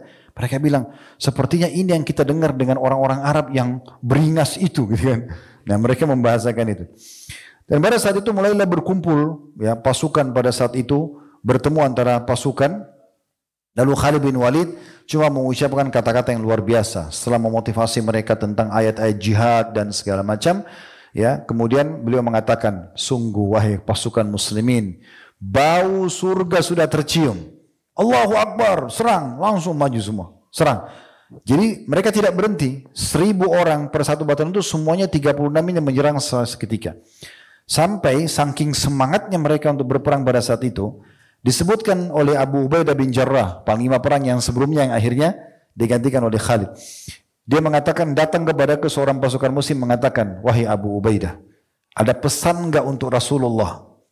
Saya tahu sebentar lagi saya akan mati, saya akan ketemu beliau. Kata Abu Ubaidah, iya, sampaikan pada beliau kalau kami telah melihat janji Tuhan kami. Lalu orang itu dikatakan menyerang musuh dan tidak terlihat lagi setelah itu. Mati syahid. Begitu luar biasanya mereka semangatnya. Dan pada saat itu karena semuanya berusaha untuk menyerang, dan kisah yang masyhur juga tentang Ikrimah radhiyallahu anhu, ini anaknya Abu Jahal gitu kan. Dia waktu lihat umat Islam begitu semangat menyerang, Khalid bin Walid semangat, ini bau surga, tinggal mati ditusuk musuh selesai ini. Masuk surga, ayo serang. Maka Ikrimah berkata pada teman-temannya orang-orang Quraisy, anak-anak yang maksudnya orang yang sebaya dengan dia dari turunan Quraisy, dia mengatakan, siapa di antara kalian yang siap janji setia, kita sama-sama tidak keluar dari kancah peperangan sampai kita mati syahid. Maka berkumpul beberapa anak-anak Quraisy, lalu salaman semuanya, lalu mereka pun masuk menyerang musuh. Dan beliau mengatakan perkataan yang masyhur, sungguh telah sekian lama aku memerangi Rasulullah SAW sebelum Allah memberiku hidayah untuk masuk Islam. Patutkah aku lari dari musuh-musuh Allah pada hari ini? Kemudian dia mulai bertakbir dan menyerang musuh sampai akhirnya terbunuh, mati syahid. Melihat dahsyatnya umat Islam menyerang pada saat itu luar biasa, beraninya. Orang mau mati gimana sih? Orang kalau mati itu kan beda ya. Dia sudah tidak pikir lagi. Mereka ini 36.000 tidak berpikir selamat di saat itu. Mau mati syahid. Karena target utama perang, mati dulu, baru menang. Gak ada kalah. Terbunuh semua pun itu kemenangan namanya. Ada satu panglima perang yang masyhur, itu namanya Jurjah. Disebutkan dalam buku kita ini namanya Jurjah. Jurjah ini dia sudah mendengar gitu kan, kisah tentang atau julukan Khalid bin Walid dengan pedang Allah. Mereka berbeda sedikit dengan Persia. Persia kan penyembah api ya, kaum Majus. Mereka nggak kenal Allah. Tapi Romawi, Nasrani, mereka tahu Allah, mereka tahu Nabi Isa. Begitu mereka mendengar ini adalah kaum muslimin beriman juga sama Allah, tapi ada Nabi yang setelah Nabi Isa, maka mereka mulai ya berpikir ini agama benar atau tidak gitu ya. Nah, salah satu pimpinan mereka namanya Durja. Durja ini unik dia. Dia masuk Islam di kancah peperangan. Kenapa? Karena dialog sama Khalid. Apa yang terjadi? Dia tantang Khalid untuk duel. Khalid siap, duel silakan. Tapi pada saat dia henuskan pedang dan mau duel, dia mengatakan, Khalid, tolong jujur padaku. Dan tentu orang yang bersih jiwanya, kesatria, ya, tidak akan berdusta. Lalu kata Khalid, tanyakan, apa yang kau mau tanyakan? Dia ini sambil menghunuskan pedang. Dia mengatakan, saya ingin tahu, dari mana julukan kau adalah pedang Allah? Jujurlah dengan saya. Apakah Allah turunkan pedang dari langit untukmu? Gitu kan? Dia mengatakan tidak, kata Khalid. Jawab jujur. Sesungguhnya kata beliau, Allah Azza wa Jal telah mengutus nabinya Muhammad SAW ke tengah kami. Lalu ia berdakwah kepada kami, namun kami semua lari dan menjauh darinya di awal-awal. Kemudian sebagian dari kami membenarkannya lalu mengikutinya, sementara sebagian lain menjauhi dan mendustakannya. Aku termasuk orang yang mendustakannya di awal-awal, menjauhi bahkan memeranginya. Kemudian Allah Azza wa Jal mengambil hati dan ubun-ubun kami, maksudnya membuka dan memberikan hidayah. Lalu memberikan hidayah kepada kami melaluinya, dan kami pun mengikutinya. Lantas beliau bersabda, engkau adalah salah satu dari pedang-pedang Allah yang dihunuskannya kepada kaum musyrikin. Lalu beliau pun mendoakan kemenangan untukku. Oleh karena itulah aku dijuluki dengan Saifullah atau pedang Allah. Aku termasuk salah satu dari orang-orang yang paling keras terhadap orang-orang musyrik. Ini tadi, jadi mereka keras pada tempatnya ya. Ingat, di kancah peperangan ini butuh kekerasan di situ ya, ketegasan. Beda ini kalau di kondisi aman. Ya, jangan antum pulang dari sini bubar. Oh, tetangga Khalid bin Walid kan perangi Nasrani itu. Sini banyak Nasrani perangi. Itu keliru, ya. Bukan begitu. Di wilayah aman sesama warga negara nggak ada saling ganggu. Nabi SAW tidak mengganggu orang Yahudi di kota Madinah kecuali mereka pada saat sudah berkhianat. Itu beda, kan gitu. Itu pun kalau kita dilaporin ke pemerintah kita beda. Ini di kancah peperangan. Pasukan sudah ketemu dengan pasukan. Jelas ya? Ya. Maka pada saat itu pun si Jurja ini mengatakan engkau benar. Lalu kemudian tiba-tiba Jurja masuk Islam. Syahadat, nggak jadi duel sama Khalid. Ya. Dan pada saat itu dia pun bergabung dengan pasukan muslimin dan akhirnya ikut menyerang Nasrani pada saat itu. Kemudian Bahan pun mulai ya berhadapan dengan pasukan muslimin. Namun pada saat itu waktu melihat pasukan Nasrani sudah kumpul 250.000 orang, ada satu orang dari prajurit muslim yang bukan ikut sama Khalid dari Persia. Ini pasukan yang sama Abu Ubaidah. Belum terjadi peperangan-peperangan banyak, belum banyak pengalaman jihadnya. Lalu dia mengatakan begini, alangkah banyaknya pasukan Romawi. Gitu. Khalid dengar. Lalu Khalid menimpali dengan suara yang sangat keras mengatakan, alangkah sedikitnya pasukan Romawi. Dan alangkah banyaknya pasukan muslimin. Dibalik sama dia. Walaupun jumlah mereka 250.000, umat Islam 36.000, Khalid balik. Lalu disebutkan sebabnya, sungguhnya banyaknya prajurit itu. Bukan penyebab kemenangan dan berkurangnya ya pasukan bukan karena mereka hina. Apakah kamu ingin menakutiku dengan pasukan Romawi? Demi Allah aku ingin ya pirang ini kudanya dia kebetulan berburu pirang gitu kan sembuh dari sakitnya karena kudanya lagi sakit. Kuda ini dipakai sama Khalid dari Madinah ke Persia perang terus dari itu perang di masa Nabi kuda yang sama. Kuda yang dipakai perang lawan orang-orang murtad tadi, Nabi palsu, perang Persia, sekarang dibawa ke Romawi, sakit kudanya. Kata Khalid, saya ingin kuda pirang ini sembuh, ya, yang dikeluhkan di kakinya. Dan saya berharap pasukan Romawi berlipat ganda dari jumlah ini. Saya mau lebih banyak lagi, ini masih sedikit 250.000. Ya. Maka saat Romawi mulai menyerang, Khalid bin Walid mulai mengucapkan kalimat motivasinya, wahai pembela Islam, kalian sudah melihat sendiri bahwa tidak tersisa lagi pada diri mereka kesabaran, kemauan berperang dan kekuatan. Karena itu seranglah mereka dengan keras. Demi Rob yang jiwaku berada di tangannya, sungguh Allah SWT akan memberikan kepada kalian kemenangan atas mereka tidak lama lagi. Sesungguhnya aku berharap Allah menganugerahkan kepada kalian pundak-pundak mereka. Maksudnya kemenangan, menguasai mereka dan menawannya. Saat itu Khalid pun berada di tengah pasukan berkuda kaum muslimin di belakang sayap kanan mereka. Sedangkan Qais bin Hubairah al-Muradi berada di pertengahan lain di belakang sayap kaum muslimin. Waktu itu, karena dibagi jadi 1000, salah satu pasukan 1000 Khalid bin Walid yang dibawa dari Persia, itu enggak dicampur dengan pasukan lain, itu bersama Khalid terus. Itu yang maju. Dan Khalid mengatakan, lindungi punggungku. Artinya, kalian harus berada di belakangku terus. Dan ikut saja menyerang, ya, ikut saja menyerang. Dan terjadilah pada saat itu penyerangan yang luar biasa, dan karena keberanian yang luar biasa, akhirnya sampai pasukan muslimin berhasil mengoyak-oyak pasukan tersebut dan dimenangkan oleh kaum muslimin. Dan pada saat itu diceritakan, di dalam peperangan terjadi sesuatu yang unik, ya. Ini juga tolong difahami baik-baik, ya. Jadi yang unik yaitu topi perangnya Khalid bin Walid jatuh, hilang, dia tidak tahu di mana, tergeletak. Lalu dia bilang sama prajuritnya, cari topi itu, temukan. Sampai ditemukan, ternyata topi itu topi besi yang sudah sangat tua, usang. Lalu Khalid berkata, Rasulullah SAW pernah berumrah lalu mencukur rambutnya, kemudian orang-orang pun berebut mengambil rambutnya, namun aku lebih dulu dari mereka memegang ubun-ubun atau bagian depan rambut Nabi waktu jatuh, ya. Lalu aku memasukkan ke dalam topi ini, tidaklah aku ikut serta dalam satu peperangan sementara topi bersamaku, melainkan aku dianugerahkan kemenangan.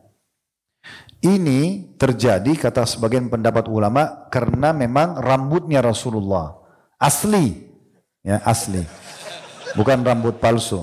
Kenapa antum ketawa? Asli, karena Khalid bin Walid bilang ambil langsung dari kepalanya Nabi, ya. Kalau masa sekarang Allahu a'lam, ya, terlalu banyak alasan sana sini. Dan pendapat ulama mengatakan lebih dekat sekarang tidak ada tersisa dari peninggalan Nabi SAW, gitu kan, karena tidak bisa ditemukan secara valid tentang sejarahnya, walaupun banyak orang yang mengklaim, gitu kan. Apalagi kalau sudah terlalu jauh sampai ke Indonesia, itu luar biasa, gitu kan. Padahal Nabi nggak pernah ke sini, gitu. Ya, akhirnya, ya, pada saat itu Khalid bin Walid memakai kembali topinya. Tapi ini perkataan sederhana, walaupun diselipin oleh penulis, saya perlu jelaskan, gitu ya. Karena beliau, ya, ini menganggap Nabi SAW punya keberkahan secara khusus, gitu ya. Tapi Nabi SAW di masa itu masih hidup, dia hidup sama Nabi, dia lihat Nabi, dia sendiri yang gitu dan gitu. Ya, itu seperti itu. Jadi jangan sampai ini ditarik secara umum, tidak berlaku pada umumnya muslimin. Ya, ini mirip dengan kasus waktu Nabi SAW dalam riwayat Sahih lewat kuburan, kemudian beliau meminta kelapa kurma. Diambillah oleh dua orang sahabat, dibelah dua, lalu beliau tancapin kedua kuburan. Lalu beliau mengatakan, ya, saya berharap siksa kuburan dua penghuni kuburan ini diringankan oleh Allah selama dua pelapa ini belum kering. Kan gitu. Dan ini khusus untuk Nabi SAW. Kenapa kita bilang khusus untuk Nabi, teman-teman sekalian? Karena tidak ada riwayat satupun sahabat melakukan setelah Nabi. Gak ada Abu Bakar, gak pernah dikemungkir riwayat potong pelapa kurma, tancapin di kuburan kerabatnya, lalu bilang ini ringan, atau Abu Bakar, atau Umar, Uthman, Ali, gak ada satupun, gitu kan. Tapi sayangnya di Indonesia ada yang menjadikan ini sebagai dalil, ya, kalau boleh tabur bunga, karena itu Nabi pernah tancapin pelapa kurma, apa hubungannya? Kan gitu, gak ada hubungannya sama sekali, gitu kan. Biar kita taburin bunga yang paling wangi, gak bakal diringankan karena memang dia lagi disiksa. Kan gitu. Walaupun untuk kuburan yang tanahnya kering, tapi di bawah orang beriman akan jadi taman dari taman surga. Jadi fahami baik-baik ini, ya. Bedakan yang di hari-hari Nabi SAW dengan keadaan kita sekarang, gitu kan? Seperti itu. Kalau sekarang mau keberkahan, itu justru dengan apa namanya, menjalankan sunnah-sunnah Nabi SAW, mempertahankannya, itu termasuk bagian daripada, ya, mempelajari dan juga mempertahankan atau mendapatkan berkah dari Nabi alaihi salatu wassalam. Nah, setelah pasukan muslimin mulai tambah harum namanya, di tengah muslimin, Khalid bin Walid ini sudah luar biasa, sampai pada puncak orang yang paling dinomorsatukan setelah Umar bin Khattab. Karena setelah beliau menaklukkan pasukan Romawi di Persia, di Yarmouk di negeri Syam, itu datang surat meninggalnya Abu Bakar di tahun 13 Hijriah. Lalu Umar bin Khattab menjadi khalifah. Awal sekali yang Umar lakukan, keputusan unik ini, ya. Di puncak-puncaknya Khalid bin Walid memenangkan peperangan di Persia, di Romawi, setelah Persia takluk, dicopot kepemimpinannya oleh Umar bin Khattab. Datang suratnya, lalu menyatakan dicopot, dikembalikan kepada Abu Ubaidah bin Jarrah. Pada waktu itu Abu Ubaidah nggak bisa memimpin seperti Khalid, dan ini kemenangan lagi pada puncak-puncaknya, gitu kan. Dan baru peperangan di Yarmouk yang dimenangkan, masih banyak wilayah yang belum ditaklukkan.